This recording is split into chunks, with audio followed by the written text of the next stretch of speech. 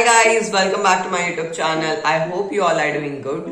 So welcome to a brand new study vlog. So आज है 1 अक्टूबर और मेरे पास सिर्फ और सिर्फ 13 डेज है क्योंकि 14 अक्टूबर को है मेरा पहला हाफ ईयरली का पेपर जो है आईटी का।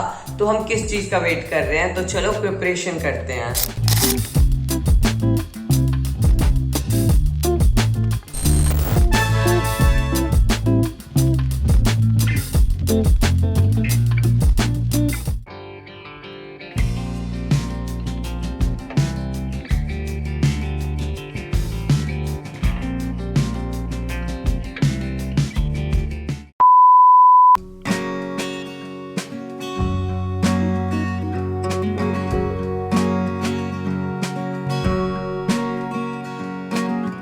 ओके सो जो सबसे पहले मैं चैप्टर कर रहा था वो था हिस्ट्री का चैप्टर नंबर 2 यानी कि socialism in Europe and the Russian revolution. So ये वाला चैप्टर है ना बहुत ज़्यादा लेंदी था, दैट्स वाई मैंने सोचा कि मैं इस वाले चैप्टर को स्टार्ट कर देता हूँ जिससे कि एंड टाइम आने पर ऐसा ना हो कि मुझे रिग्रेट हो कि यार ये सबसे जो बड़ा चैप्टर है वो तो रह ही गया, और अगर मैं इस चैप्टर को लास्ट डे पे लेके बैठूंगा ना तो बस सोच ही लो तुम लोग ये चैप्टर पूरा नहीं होगा। ऑल्सो एक चीज़ मैंने अपने दिमाग में पहले से ही सोच रखी थी कि चैप्टर को जल्दी खत्म करने का मतलब ये नहीं है कि जल्दी से वीडियो लेक्चर देखो एंड डन। नहीं, मैंने सोचा था मैं चैप्टर को एकदम ध्यान से करूंगा। और जब मैं फ्रेंच रेवोल्यूशन चैप्टर भी कर रहा था ना वो चैप्टर भी बहुत ज़्यादा लेंदी था, तो दैट्स व्हाई उस चैप्टर को भी मैंने 10 to 15 डेज दिए थे। बट अब इतना ज़्यादा टाइम नहीं है तो इतना दिन तो मैं नहीं दे सकता, बट हाँ मैं इस चैप्टर को 5 डेज तो दूंगा ही।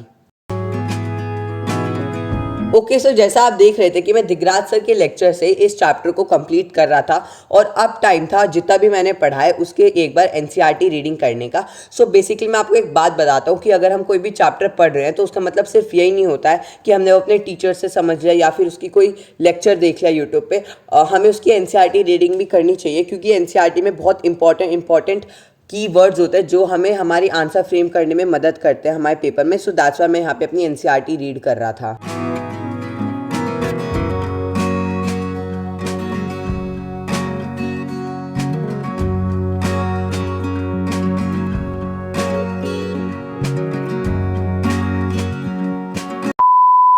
Okay guys, I am done with history and now मैं लूंगा 40 मिनट्स का रेस्ट। नैप लूंगा मैं एक छोटा सा क्योंकि मुझे इसके बाद अपने कोचिंग जाना है। आज मेरा सिर्फ और सिर्फ साइंस की कोचिंग होगी, मैथ्स की कोचिंग की तो आज छुट्टी है।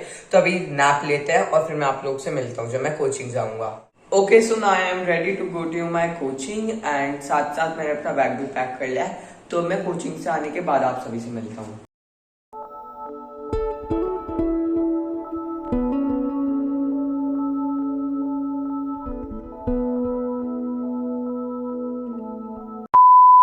तो after returning from my coaching मैं कर रहा था हमारा फिजिक्स का चैप्टर नंबर 3 यानी कि ग्रेविटेशन चैप्टर।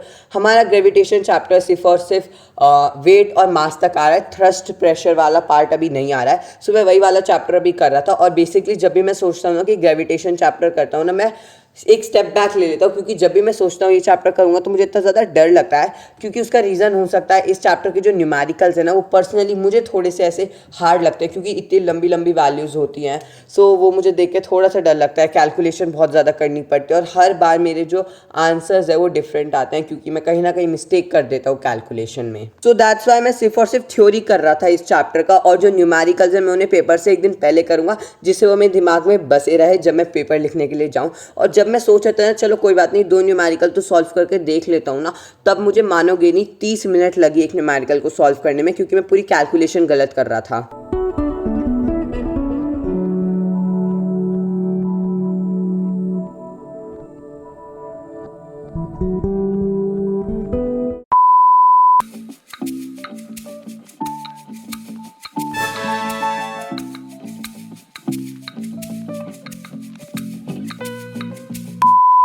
तो जैसा कि आपने देखा कि मैंने ग्रेविटेशन चैप्टर पूरा करने के बाद अपने मैथ्स का होमवर्क कंप्लीट करा कोचिंग का। देन उसके भी बाद में मैंने करा मैथमेटिक्स के क्वाड्रिलेटरल चैप्टर की एनसीईआरटी के क्वेश्चंस की प्रैक्टिस। ये वाला जो चैप्टर है बहुत ज़्यादा लेंदी है, इसका हर एक क्वेश्चन बहुत ज़्यादा लंबा और बहुत ज़्यादा दिमाग लगाना पड़ता है कि कौन सा क्वेश्चन कैसे होगा, कौन सा क्वेश्चन कैसे होगा। सो दैट्स वाई ये मेरे लिए तो इम्पॉसिबल था इस पूरे के पूरे चैप्टर को एक दिन में कंप्लीट करना। दैट्स वाई मैंने सोचा मैं इस चैप्टर को 2 स्लॉट्स में पूरा करूँगा। एक तो मैं आज करूँगा जिसमें मैं कुछ क्वेश्चंस करूँगा, एक्सरसाइज कर लूँगा एक, और बचा हुआ जो है मैं उसे कल करूँगा जिससे मेरा पूरा का पूरा चैप्टर कंप्लीट हो जाएगा।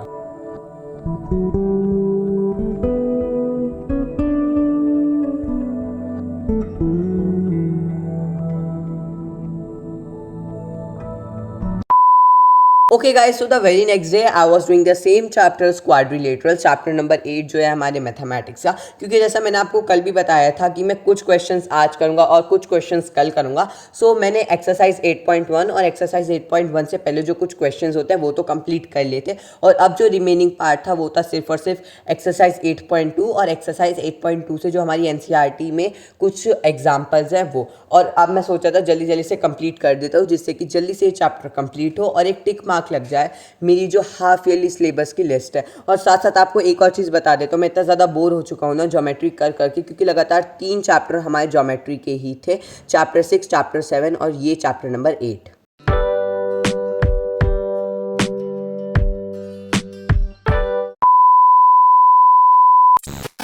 Thank you everyone for watching the complete video. I hope आप सभी को ये वीडियो अच्छी लगी।